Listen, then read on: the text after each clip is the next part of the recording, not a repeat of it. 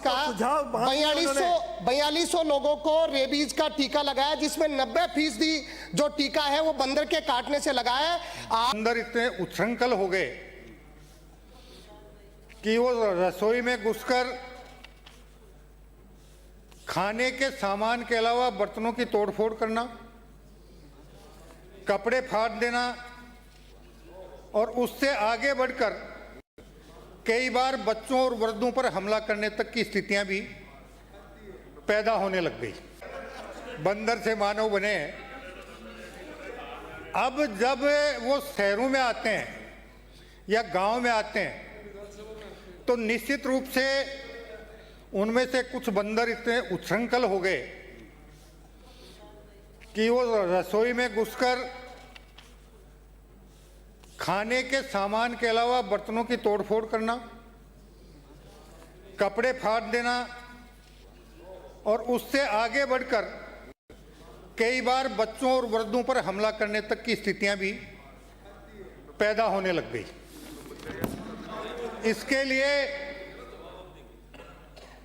समय समय पर सरकार के स्तर पर और स्थानीय निकाय के स्तर पर कुछ व्यक्ति जो इनको पकड़ने में कुशल हैं, माहिर हैं, उनके माध्यम से उनको पकड़कर दूसरे स्थान पर छुड़वाते हैं। जहां तक शाहपुरा का सवाल है,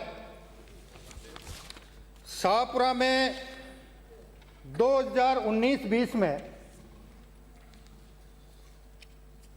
फरवरी 2019 में बंदरों को पकड़ने की निविदा जारी की गई और 664 बंदरों को पकड़ा गया, जिन पर 4,79,848 रुपए का भुगतान किया गया।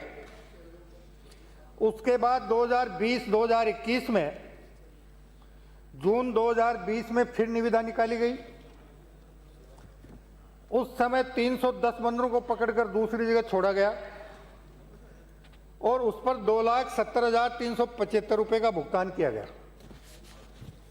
उसके बाद 2021-22 में मार्च 21 में फिर निविदा निकाली गई और उस समय 919 बंदरों को पकड़ा जाकर 4,83,483 रुपए का भुगतान किया गया। 2022-23 में फिर फरवरी 2022 में निविदा निकाली गई, 191 बंदरों को पकड़कर दूसरी जगह छुड़वाया गया और 99,145 रुपए का भुगतान किया गया। 2023-24 में निविदा तो निकाली गई, लेकिन जिसने निविदा न्यूनतम दर की डाली उसके द्वारा कार्य में रुचि नहीं ली गई, कार्यादेश की पालना नहीं की गई, इसलिए भुगतान नील रहा। और इस प्रकार 2019 से 2023-24 तक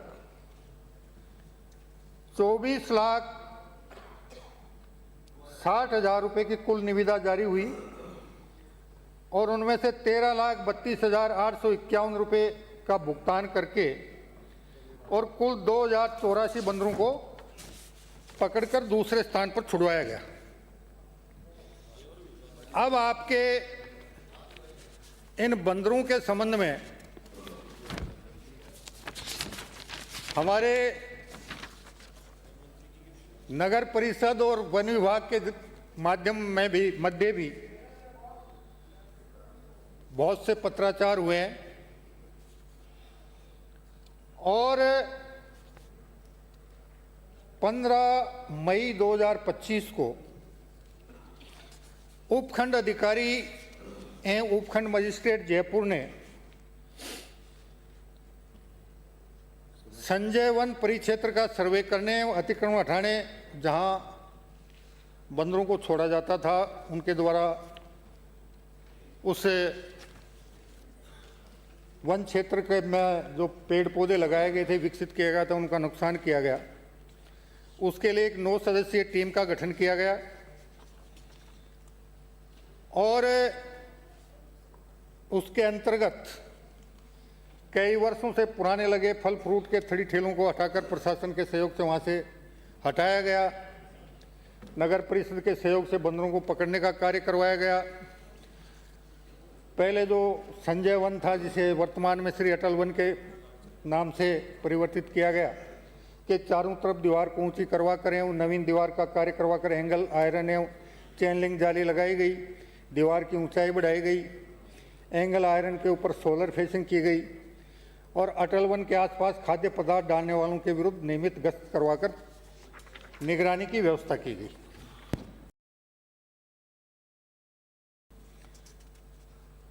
नौ 6/25 को सहायक वन संरक्षक जयपुर मुख्यालय ने नगर परिषद शाहपुरा को एक पत्र लिखकर उनके पुनर्वास की व्यवस्था करने के लिए अनुरोध किया, जिसके बाद ये निविदाएं जारी होकर उनको पकड़वाया गया। और हमारे ग्रामीण विकास एवं पंचायत राज विभाग द्वारा भी 22 मई 2024 को एक परिपत्र जारी किया गया, जिसमें राजस्थान संपर्क पोर्टल पर प्राप्त होने वाली परिवेदनाओं के निस्तारण के बाबत निर्देश दिए गए, जिसके क्रम में मूल उसका विषय वस्तु यह है कि उपरोक्त विषयांतर्गत राजस्थान संपर्क पोर्टल 181 सीएम हेल्पलाइन आमजन की परिवेदनाओं का समयबद्ध, गुणवत्तापूर्ण व संतुष्टिप्रद समाधान करने हेतु प्रभावी व सशक्त माध्यम है। राजस्थान संपर्क पोर्टल पर विभिन्न माध्यमों आमजन, राष्ट्रपति सचिवालय, प्रधानमंत्री कार्यालय, राज्यपाल सचिवालय, मुख्यमंत्री कार्यालय आदि से दर्ज विभिन्न स्तरों पर लंबित विभागीय प्रकरणों की नियमित समीक्षा करने एवं दीर्घावधि से लंबित प्रकरणों का समय सीमा में गुणवत्तापूर्ण त्वरित निस्तारण किया जाना आवश्यक होता है। इसी क्रम में राजस्थान संपर्क पोर्टल पर कई जिलों में लाल मुंह के बंदर एवं हनुमान लंगूर के संबंध में परिवाद प्राप्त होते रहते हैं, जो वन विभाग से इस विभाग को स्थानांतरित होते हैं एवं इस विभाग द्वारा वन्य जीव होने के कारण वन विभाग को स्थानांतरित किए जाने हेतु प्रस्तावित किए जाते हैं। लेकिन आज मेरी माननीय वन मंत्री जी से चर्चा हुई तो माननीय वन मंत्री जी ने जो मूल रूप से वानर वन जीव हैं उनको वन जीव की श्रेणी से बाहर कर दिया। अब वो ना तो वन जीव रहा और न ग्रामीण कस्बे का नहीं जीव रहा। बंदर उत्पाद तो शहर में करते हैं, चले वन में जाते हैं। तो इसमें वन विभाग के अधिसूचना दिनांक 18/2/2000 के द्वारा राजस्थान के समस्त जिला कलेक्टर्स को अपने अपने अधिकारिक क्षेत्र के अंतर्गत लाल मुंह के बंदर एवं हनुमान लंगूर के संबंध में प्राधिकृत अधिकारी नियुक्त किया हुआ है। पूरे प्रदेश इसी संबंध में वन विभाग द्वारा विशिष्ट सचिव जन अभियोग निराकरण विभाग को लिखे गए पत्र के में लाल मुंह के बंदर एवं हनुमान लंगूर से संबंधित परिवाद ग्रामीण क्षेत्र में ग्राम पंचायत को भिजवाए जाने तो लिखा गया है और इसी प्रकार शहरी क्षेत्र के परिवाद शहरी निकाय को प्रेषित किए जाते हैं। इसी संबंध में आपके 16/7/2008 का आपके विभाग का एक परिपत्र है।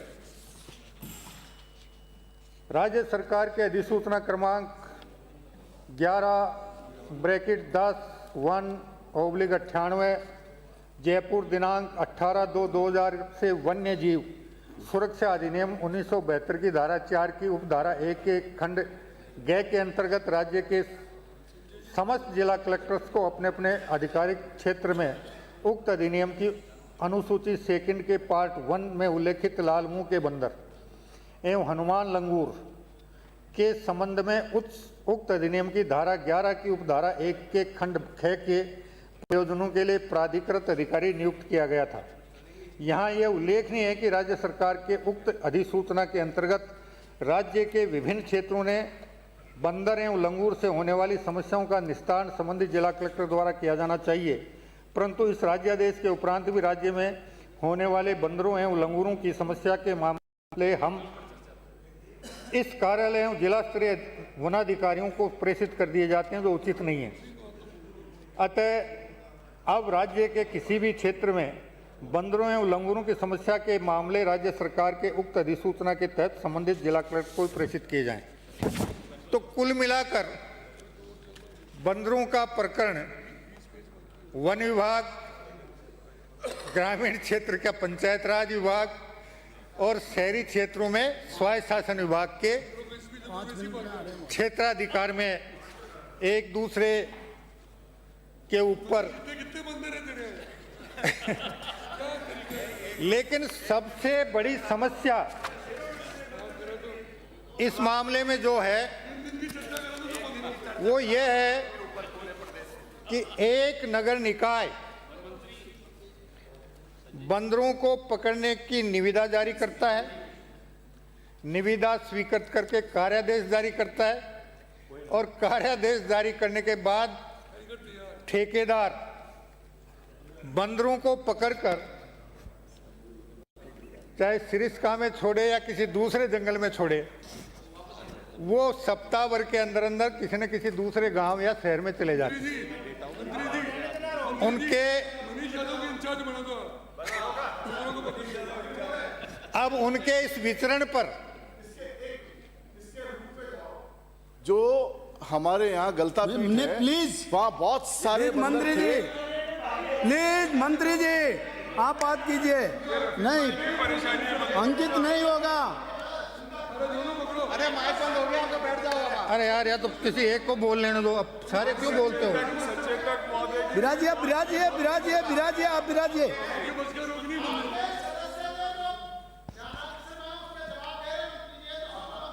देखिए, ये एक कटु सत्य है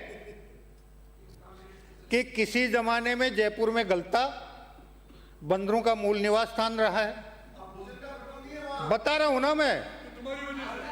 दूसरा, हमारे सामोद में वीर हनुमान जी रहे। तीसरा, आपका सिरिस्का का क्षेत्र है अपने आसपास में। इसी प्रकार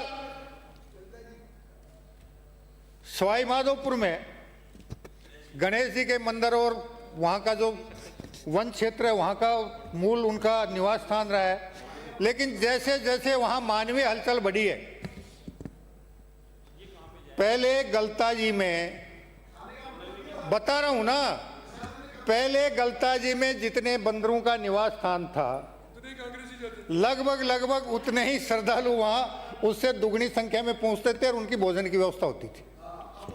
अब श्रद्धालु की संख्या में तो उतनी वृद्धि नहीं हुई, लेकिन बंदरों की जनसंख्या में तेजी से वृद्धि हो गई और तेजी से वृद्धि हुई तो उनको खाने पीने का सामान वहां नहीं मिलता, तो फिर वो शहर की तरफ पलायन कर जाते हैं।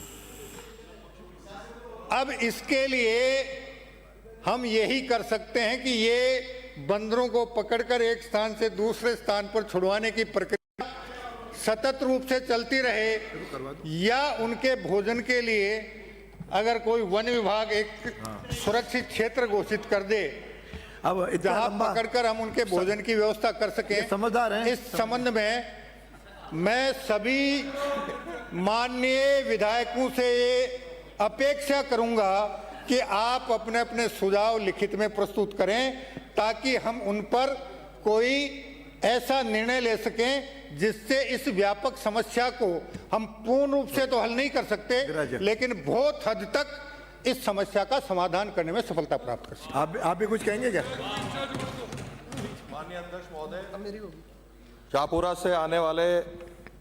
जयपुर से आने वाले माननीय सदस्य ने जो बंदरों की समस्या को लेकर के ध्यान आकर्षित किया है, उसके संदर्भ में माननीय नगरीय विकास एवं स्वायत्त शासन मंत्री महोदय ने बड़े विस्तार से रखा है, और जो वन विभाग की बात कहनी थी मुझको, वो माननीय मंत्री महोदय ने कह दिया है, तो मुझे इस बारे में हो गया।